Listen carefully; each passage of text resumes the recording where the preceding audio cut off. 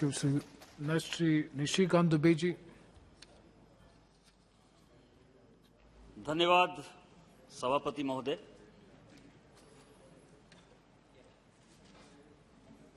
मैं इस देश के यशस्वी प्रधानमंत्री माननीय मोदी जी का, हमारी वित्त मंत्री निर्मला सीतारामन जी का, मंत्री भगवत कराड़ साहब का अभिवादन करना चाहता हूं, धन्यवाद देना चाहता हूं कि कोविड के इस क्राइसिस में भी उन्होंने जिस तरह से गांव, गरीब, किसान, पिछड़े, मजदूर, महिला, बच्चे, दिव्यांग, जो हमारे मित्र गौरव गोगोई साहब बता रहे थे, उसकी चिंता की है, वो काबिले तारीफ है। क्योंकि पिछले 2 साल से जो देश दुनिया के हालात हैं, कोविड के कारण कोई ऐसी इकोनॉमी नहीं है दुनिया की, चाहे वो यूएस की इकोनॉमी हो, चाहे यूके की इकोनॉमी हो, चाहे यूरोप की इकोनॉमी हो, या हमारे पड़ोसी मुल्क बांग्लादेश से लेकर श्रीलंका और सिंगापुर जैसे कंट्री की इकोनॉमी हो, सभी परेशानी के हालत।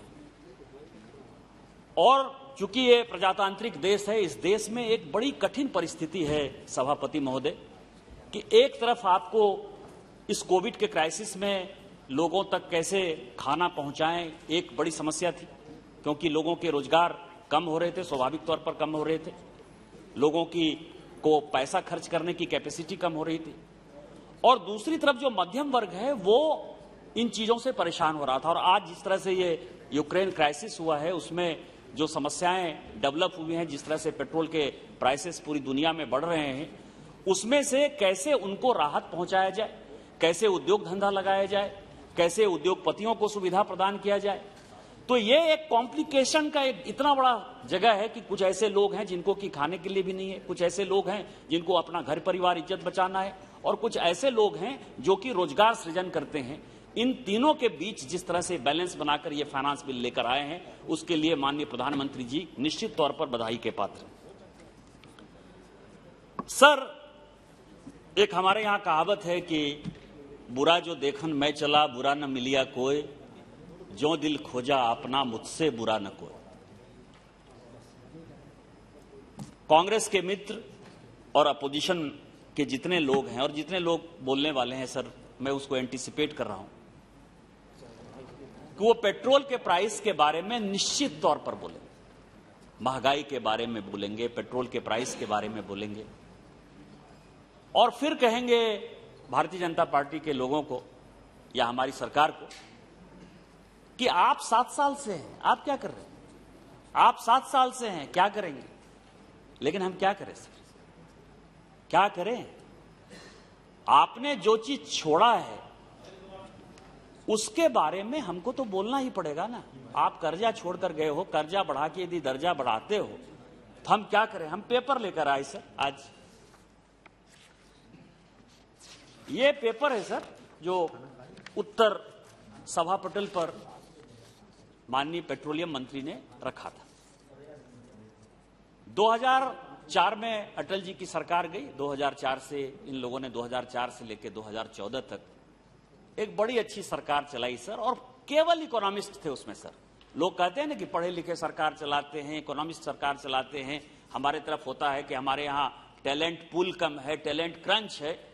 सारे टैलेंटेड लोग यूपीए में ही थे सर, और हम उनका बहुत सम्मान करते हैं। आदरणीय मनमोहन सिंह जी बड़े इकोनॉमिस्ट, रंगराजन साहब थे सर, कौशिक साहब थे, मोन्टेक सिंह अहलूवालिया साहब थे, रघुराम राजन साहब थे। आप दुनिया के सारे इकोनॉमिस्ट का नाम लीजिए, क्लिंटन के गुरु, ट्रंप के गुरु, सभी गुरु जो है भारत में ही थे सर। और उन्होंने जब ये पेट्रोलियम का प्राइस बढ़ना स्टार्ट हुआ सर, तो उन्होंने एक बड़ा अच्छा तरीका निकाला कि अभी इसको टालो, अभी इसको टालो, अभी इसको टालो, क्योंकि उनको पता था कि एक दिन कांग्रेस समाप्त हो जाएगी, फिर हमको आना नहीं है। तो जो आने वाले लोग हैं उनको हम ऐसी परिस्थिति में धकेल कर जाएं जहां से कि उनकी वापसी का कोई रास्ता जो है नहीं दिखाई दे, क्योंकि वो अनपॉपुलर हो जाएंगे। उनको क्या पता था कि एक ऐसा मजबूत प्रधानमंत्री हो जाएगा जिसके ऊपर की पूरी देश की जनता को, 130 करोड़ जनता को विश्वास है, जिसकी बात पर विश्वास करके भारतीय जनता पार्टी फिर से चुनाव जीती। और उन्होंने सर लगभग 1,44,000 करोड़ का 1,44,000 करोड़ का ऑयल बॉन्ड जारी किया सर, और जिसका इंटरेस्ट रेट था 6.35 से लेके 8.4% तक सर। आज यदि गरीब लोग बैंक में पैसा जमा करने जाएं तो उनको 4%, 5% से ज्यादा इंटरेस्ट नहीं मिलता है।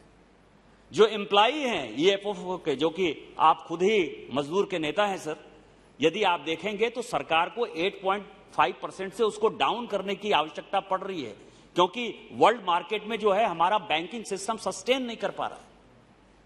आपने बिना किसी सोच के, सारे इकोनॉमिस्ट ने, सारे यूपीए के लोगों ने ये 1,44,000 करोड़ का ऑयल बॉन्ड जारी कर दिया सर।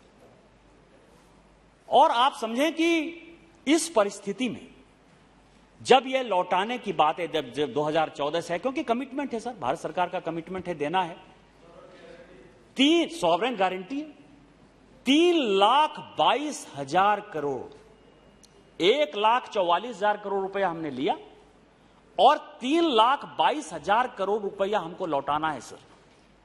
लगातार चर्चा हो गई, अडानी की सरकार है, अंबानी की सरकार है, होते रहता है सर।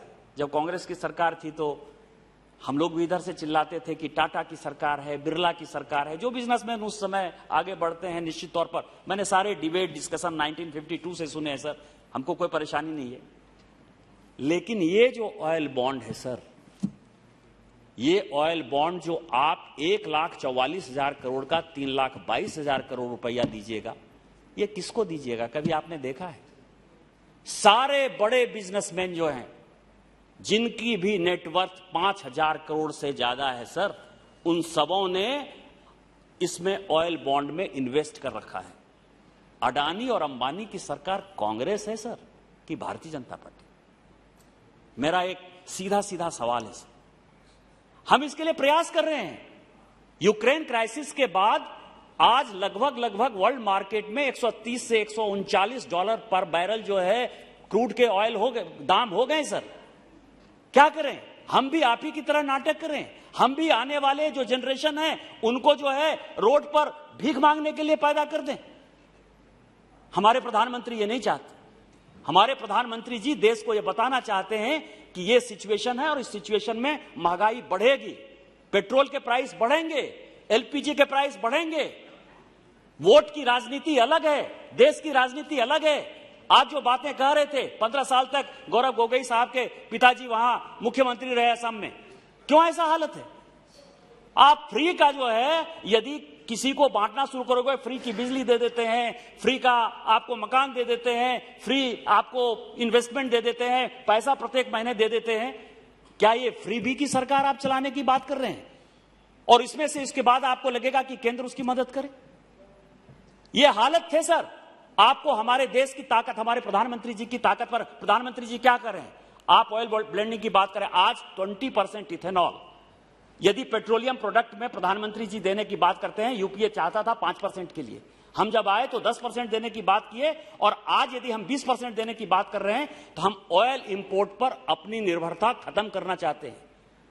यदि आज उस दिन नितिन गडकरी साहब यदि बोल रहे थे कि हम इलेक्ट्रिक व्हीकल जो है ईवी 4 या हाइड्रोजन के से चलने वाले जो है व्हीकल को यदि बढ़ावा देंगे, और जो होने वाला है 5 साल 10 साल में, तो वही हालत होने वाला है जो 77 तक इस देश में। मैं आपको बताऊं कि यशवंतराव चौहान साहब बहुत बड़े नेता थे, यहां बैठी हुई सुप्रिया जी, यशवंतराव चौहान सेंटर जो है उनका पार्टी का ऑफिस है। वो लगातार जब वित्त मंत्री के तौर पर यहां भाषण देते थे तो एक ही भाषण देते थे कि मैं एक ऐसा वित्त मंत्री हूं जिसको कि यहां के लोगों को खाना खिलाने के लिए अनाज की आवश्यकता है, अनाज मुझे इंपोर्ट करना है। और आज सिचुएशन यह है कि उस दिन पीयूष गोयल साहब बोल रहे थे हमारी सरकार ने 50 बिलियन का एक्सपोर्ट किया है। जो इंपोर्ट कर रहा था, जो देश इंपोर्ट कर रहा था, आज वो एक्सपोर्ट कर रहा है। और यही मैं कह रहा हूं, 50 बिलियन एक्सपोर्ट पहुंचा। मैं नहीं कहता कि किसी सरकार ने काम नहीं किया, लेकिन 50 बिलियन एक्सपोर्ट हो गया। आज जो हमारी निर्भरता थी अनाज के ऊपर, जो कि बजट का एक पार्ट होता था, आज वो निर्भरता खत्म हो गई और आज हम दुनिया को खिला रहे हैं। उसी तरह से यदि हम पेट्रोल और डीजल पर अपनी निर्भरता खत्म कर लेंगे, हाइड्रोजन आ जाएगा, इलेक्ट्रिक आ जाएगा, क्योंकि पूरी की पूरी रेल जो है वो सारी इलेक्ट्रिफिकेशन पर जा रही है, सारी इलेक्ट्रिक पर चलेगी सर।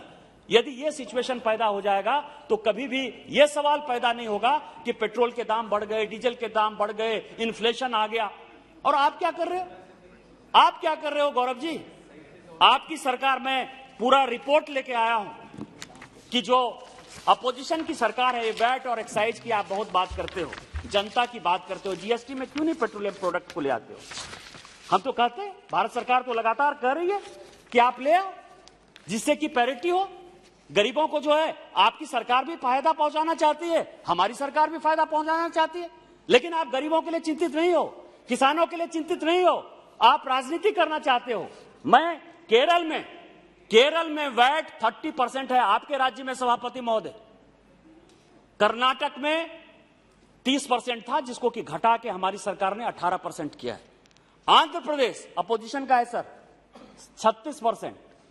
महाराष्ट्र जहां पैदा होता है सर, तेल पैदा होता है, बड़ा अच्छा फंक्शन करती है हमेशा, 40%, 39.12%, 40%। सबसे ज्यादा यदि पेट्रोल और डीजल का कहीं दाम है तो महाराष्ट्र में है। राजस्थान आपकी सरकार है 31%, और दिल्ली जहां हम हैं 27%। और फिर आप कहोगे कि इन्फ्लेशन बढ़ रहा है। तो मेरा यह कहना है सर कि आज पूरे देश के सामने ये जो नोशन है कि हम पेट्रोल डीजल का दाम बढ़ा रहे हैं, ये खत्म हो जाना चाहिए सर। दूसरा सर, अब मैं आगे बढ़ता हूं सर। ऑयल बॉन्ड में अभी तक हमने 40,000 करोड़ रुपया जो है इंटरेस्ट केवल दिया है। 40,000 करोड़ रुपया केवल इंटरेस्ट दिया है, और सब अंबानी अडानी को ही दिया है। क्या करें?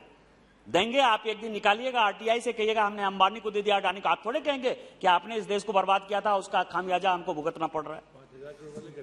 दूसरा सर, दूसरा जो इस बजट में दूसरा जो बड़ा अच्छा सवाल है, संजोग से मिस्टर उदासी यहां मौजूद हैं सर, चैरिटेबल ट्रस्ट के लिए हमने बहुत संशोधन किया है सर। चैरिटेबल ट्रस्ट के लिए आपको मैं बताऊं कि 2014 में सीएजी की रिपोर्ट आई, C&AG की रिपोर्ट आई, और एक अच्छी बात कहूंगा कि हमारे जो बच्चे हैं, एक दिन कल ही मैं अपने बेटे के साथ बात कर रहा था चैरिटेबल ट्रस्ट पर, तो उसने कहा कि पापा मुझे लगता है कि पढ़ने लिखने से ज्यादा बढ़िया है कि कोई चैरिटेबल ट्रस्ट बना लिया जाए, या नहीं तो कहीं मंदिर मठ या कहीं मौलवी बन जाया जाए या कोई पंडित बन जाया जाए। ये जो करप्शन चल रहा है, आप इसकी कल्पना नहीं कर सकते सर। 2014 में C&AG की रिपोर्ट आई, और C&AG की रिपोर्ट ने एक बहुत बड़ा क्वेश्चन मार्क किया कि चाहे वो अस्पताल चल रहा हो, चाहे वो एजुकेशनल इंस्टीट्यूट चल रहे हैं, और ज्यादा के ज्यादा जो चीज चल रहे थे, क्योंकि बहुत प्राइड होता है कि हमारे पास मेडिकल की इतनी सीटें हैं, हमारे पास इंजीनियरिंग की इतनी सीटें हैं, हमारे पास मेडिकल बहुत फैसिलिटी है। और कराड़ साहब, आप जिस राज्य से आते हैं, महाराष्ट्र में कोई भी ऐसा बड़ा आदमी नहीं है, बिजनेसमैन ऐसा कोई बड़ा नहीं है, कोई इतना पॉलिटिशियन बड़ा नहीं है जिसके पास की ये एजुकेशनल इंस्टीट्यूट नहीं है। और सीएजी की रिपोर्ट ने कहा कि सारे के सारे फ्लॉ है। इवन जो एक बड़ी कंपनी है, नाम नहीं लेना चाहता मैं सर, उन्होंने एजुकेशन के नाम पर बाहर जो है मेरे राज्य से जो कि आगे बढ़ा, मेरे राज्य के कारण आज मुंबई को पैसा दे रहा है, उस राज्य ने मेरे यहां एक भी इंस्टीट्यूट नहीं बनाया सर, एक भी इंस्टीट्यूट नहीं है, एक भी अस्पताल बढ़िया नहीं बनाया। लेकिन उसने हार्वर्ड में, उसने ऑक्सफोर्ड में, उसने ब्राउन में लगभग इस देश का 3,000 करोड़ रुपया दे दिया सर, बिना आरबीआई के परमिशन के, बिना रेवेन्यू के परमिशन के 3,000 करोड़ रुपया दे दिया पूरे टाटा ट्रस्ट ने सर। और क्यों? उसके ऊपर इन लोगों ने क्यों नहीं क्वेश्चन किया?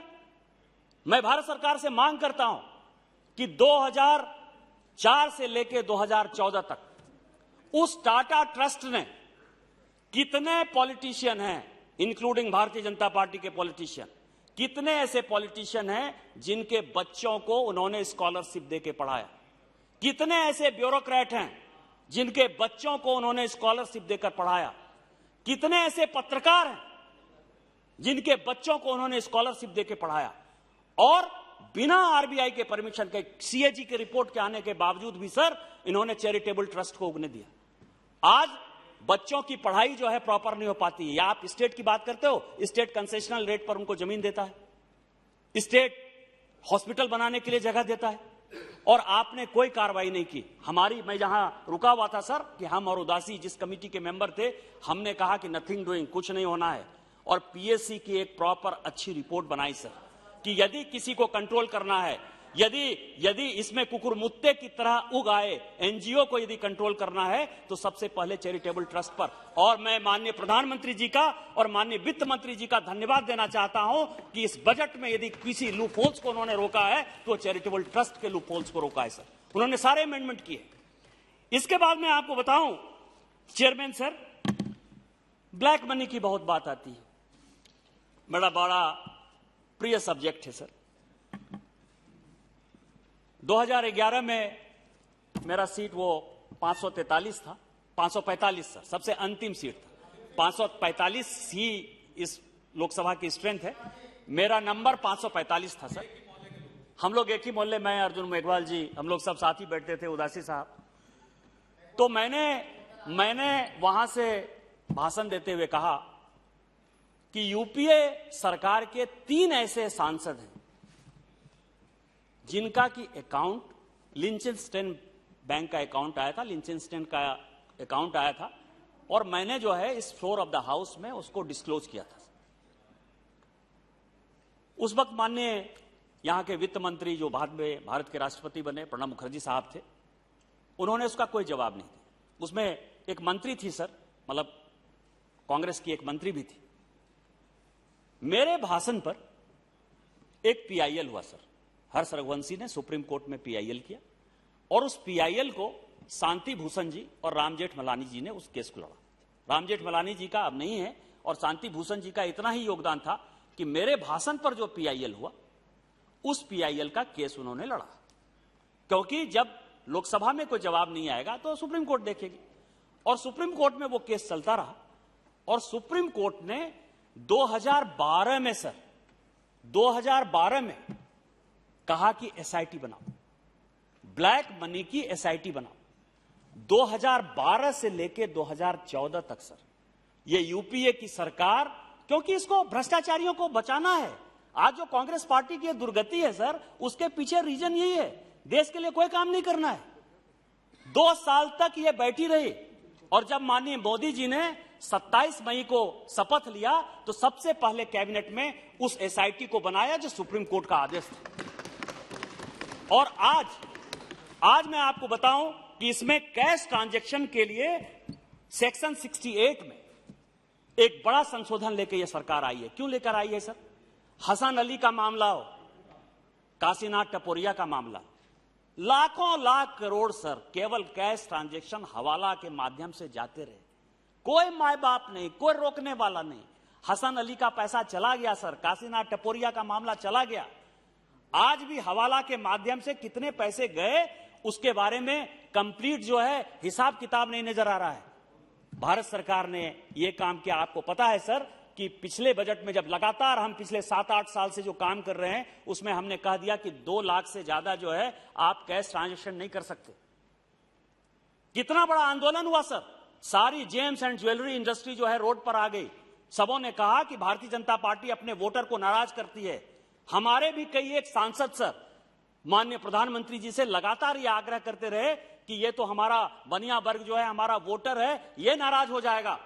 हमारे प्रधानमंत्री जी ने कहा कि जिसको नाराज होना है हो जाए, हम वोट की राजनीति नहीं करते, हम इस देश की राजनीति करते हैं, हमको साफ सुथरी राजनीति करनी है। और आज जो है ये हम सक्सेसफुल हुए हैं। और इसमें सेक्शन 68 में हम ये संशोधन लेकर आए हैं कि यदि आप किसी को कैश ट्रांजैक्शन दीजिएगा, किसी कंपनी में इक्विटी लीजिएगा, तो आपको अब बताना पड़ेगा कि ये पैसा कहां से लेकर आए। क्या हम ब्लैक मनी के ऊपर काम नहीं कर रहे? स्विस बैंक से कितने पैसे लाए? स्विस बैंक का मैं चाहता था सर कि रेवंत रेड्डी बोले, क्योंकि मुझे पता है कि अधिजल गगरी छलकत खाता में 15 लाख डालने के लिए कहा था, वो भूल गए। मैं स्पीकर महोदय चाहता था आज तक कि कबीर का एक दोहा है सर कि बच्चों ऐसी उत्तर बानी प्रदेश बोलिए में मन पैसे का लगाए आपा 5,000 करोड़। अपना तल शीतल करे, आप हो निर्मल हो। मुझे लगता था कि मैं आराम आराम से अच्छी अच्छी बातें करूंगा सर। इसी पार्लियामेंट में मैंने बोला कि ब्लैक मनी में बड़ी समस्या है। क्या है उसका पीछे रीजन? ये जो बात कर रहे हैं स्विट्जरलैंड से कितना पैसा आया सर, हमारी सरकार आने के बाद, क्योंकि इनको तय हो गया था 2012-13 तक, इनको पता चल गया था कि अब किसी कीमत पर यह सरकार वापस नहीं आनी। तो इन्होंने क्या किया कि स्विट्जरलैंड के साथ जो है डीटीए शामिल, मतलब डबल टैक्सेशन अवॉइडेंस एग्रीमेंट जो डीटीए होता है सर, वो स्विट्जरलैंड के साथ कर लिया और उसमें कहा कि आपको डिस्क्लोज करेगा। जैसे हमने फटका साइन किया अमेरिका के साथ, स्विट्जरलैंड के साथ जो एग्रीमेंट साइन किया इन्होंने सर, वो ये कहा कि 2016 से 2012 में एग्रीमेंट, राजकुमार बाबू आप तो गृह मंत्री सचिव रहे हैं, कि 2012 में एग्रीमेंट साइन किया कि जब 2016 आएगा 2016, जब इनको पता था कि जब ये सरकार में नहीं होंगे, तब आप हमको बताना कि हमारे किस आदमी का अकाउंट है। आप ये बताइए सर कि 4 साल जो पैसा आपके देश का चोरी करके ले गया है, वो इंतजार करेगा कि शिकारी आएगा, जाल बिछाएगा, उसमें फंसना नहीं। जितने लोग थे सर 4 साल में, वो सब पैसा लेके चले गए। सबों ने अपने अकाउंट को ट्रस्ट में कन्वर्ट कर लिया सर। ट्रस्ट में यहां के जो बिजनेसमैन है, जो पैसा लेके गए, जो यहां के भारत सरकार का पैसा, बैंक का पैसा लूट कर गए सर, उन्होंने ट्रस्ट बना लिया। वो ट्रस्टी वहां का लोकल नागरिक है।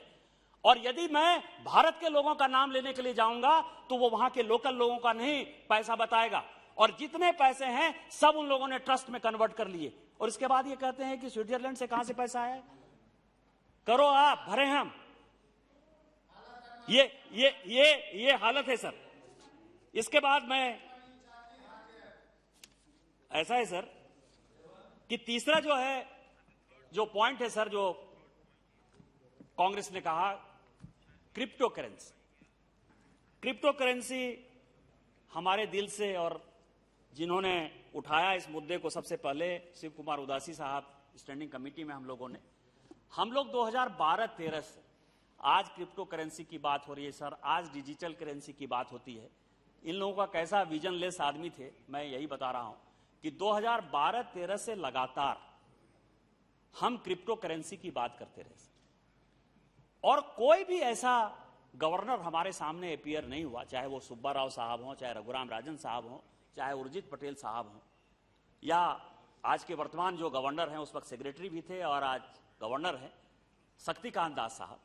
कोई भी ऐसे आदमी नहीं रहे जिन्होंने ये नहीं कहा कि ये जो है डार्क नेट पर चलता है, ये क्रिप्टो करेंसी जो है केवल ड्रग्स के पैसे के हवाला का एक दूसरा रूप आने वाला है और इसको रोकने का प्रयास होना चाहिए। हमारी स्टैंडिंग कमेटी की रिपोर्ट है 2013 की, कि हमने उस रिपोर्ट में जो है इस चीज का मेंशन किया कि देश का आने वाला, दुनिया का जो आने वाला खतरा है वो क्रिप्टो करेंसी है, डिजिटल करेंसी।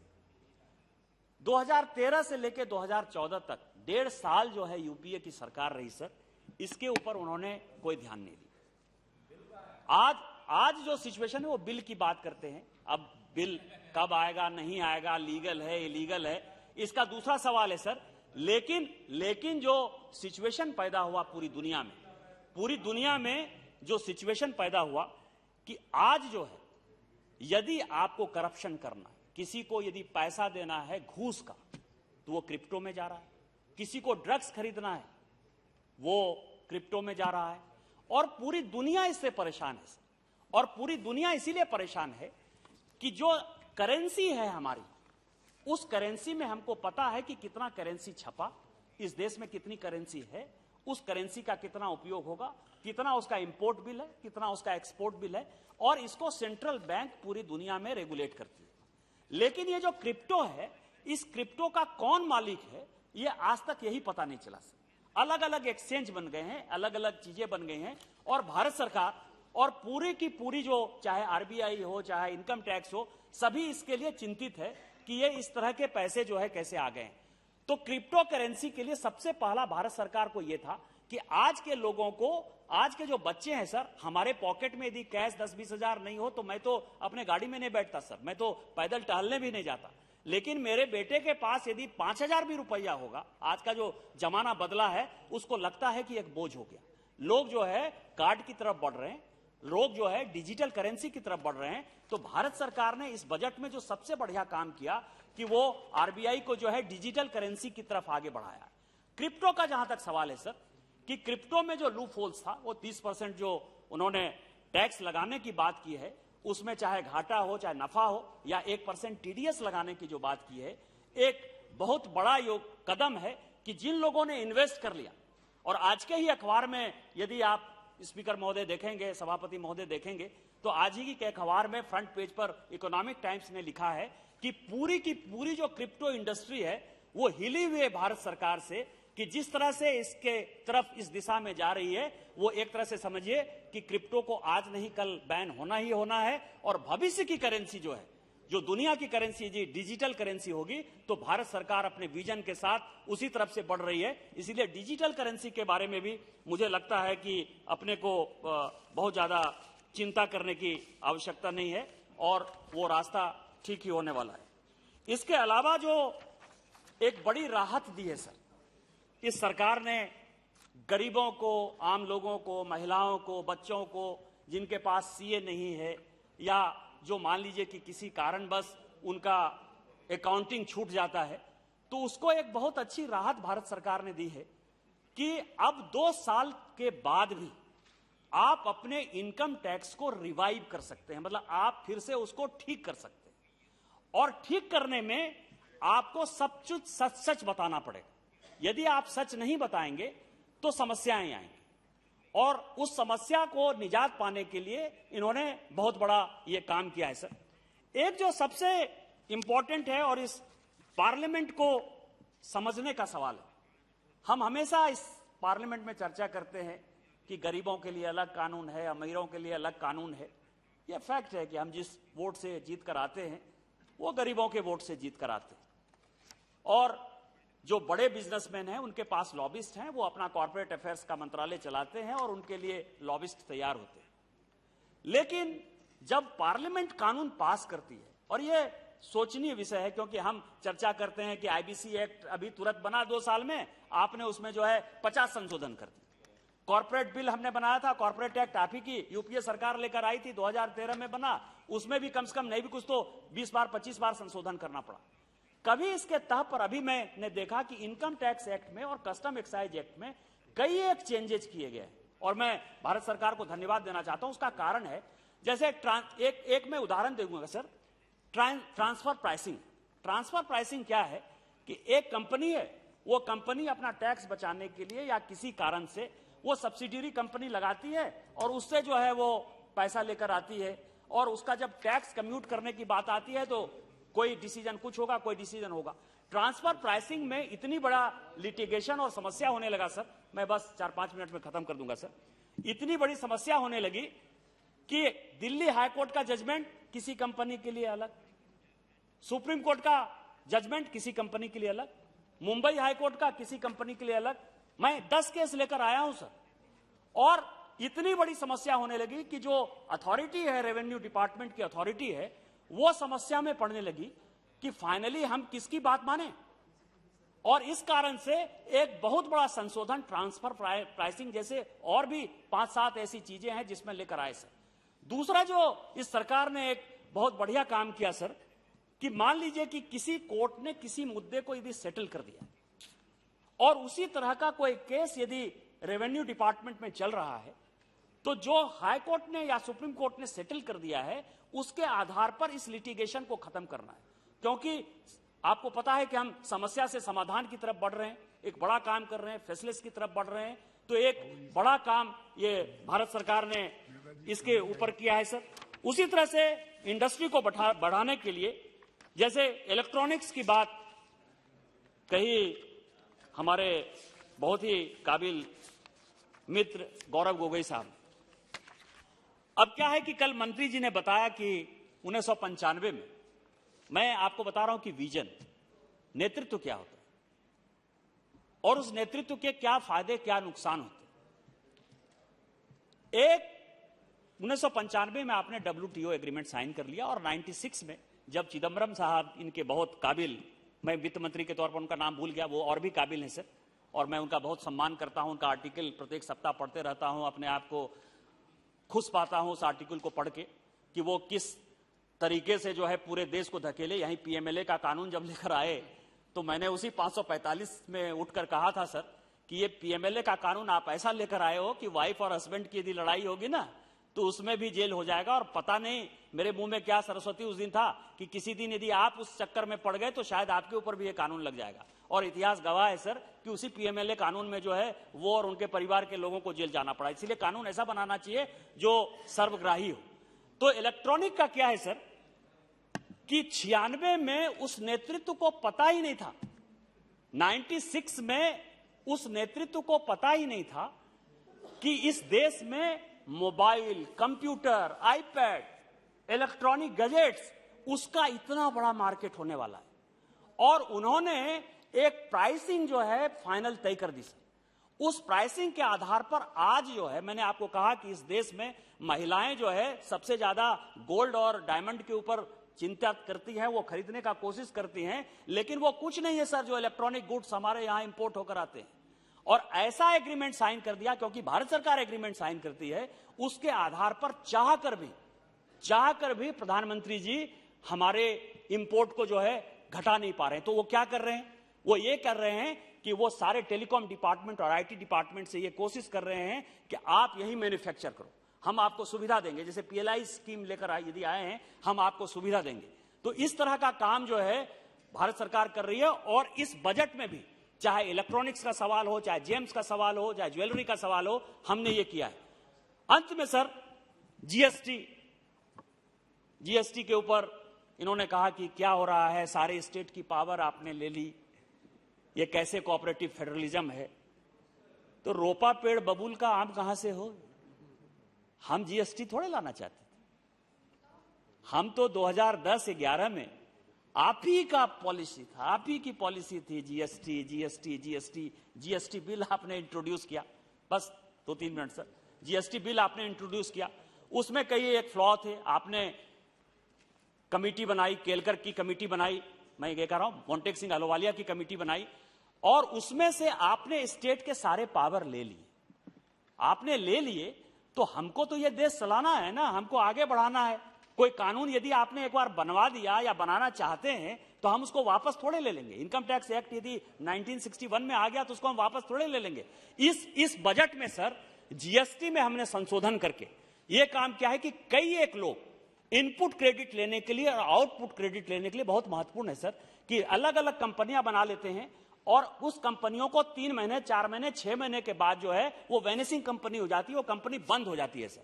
और आज फिर आप धसना टंगाते रहिए, फिर आपको पता ही नहीं चलता कि क्या हो रहा है। इस कारण से हमने इस जीएसटी के लूपहोल्स को रोकने की कोशिश की है। और आज जो हमारा रेवेन्यू कलेक्शन है सर वो 1,30,000 करोड़ से ज्यादा है, जो 1 लाख करोड़ से ज्यादा हम नहीं समझते थे। इसीलिए जीएसटी के बारे में भी एक बड़ा संशोधन लेकर हमारी सरकार आई है। मैं केवल अंत में यही बोलूंगा सर कि एक कहा जाता है कि सनय पंथा सनय कंथा सनय पर्वता लांघम, धीरे धीरे धीरे रे मना धीरे सब कुछ होए।